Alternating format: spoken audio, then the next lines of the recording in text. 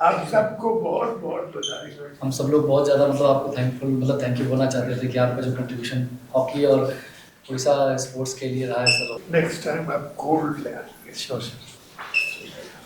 मैं नवीन पटनायक सर का तहे दिल से धन्यवाद करना चाहता हूँ, जो स्पेशल हॉकी इंडिया की ओर से मेरी पूरी टीम की तरफ से इन्होंने हॉकी के लिए इतना कुछ किया है, और कभी स्पॉन्सर नहीं था हॉकी के लिए, और इन्होंने इतना बड़ा स्पॉन्सर दिया इंडियन हॉकी को। प्राउड है कि आपने इतना अच्छा तरह से खेला है। नेक्स्ट टाइम आप मेडल करके गोल्ड ले आएंगे। Sure sir. सबसे पहले तो मैं ये बोलना चाहूँगा कि हमारे माननीय श्री नवीन पटनायक सर जी हैं, उनका हॉकी में जो एक मैं रोल बताऊँ तो एक बहुत ही हिडन हीरो की तरह। और सबसे बड़ी बात तो ये है कि जितना उन्होंने हॉकी के लिए किया है, हॉकी इंडिया के लिए किया है, उन्होंने तब हाथ पकड़ा है हॉकी का जब कोई नहीं था। आज अगर पूरे स्पोर्ट्स कैपिटल हम बोल सकते हैं कि उड़ीसा आज पूरा स्पोर्ट्स कैपिटल हो गया है, तो सर का बहुत ही एक इम्पॉर्टेंट रोल रहा है।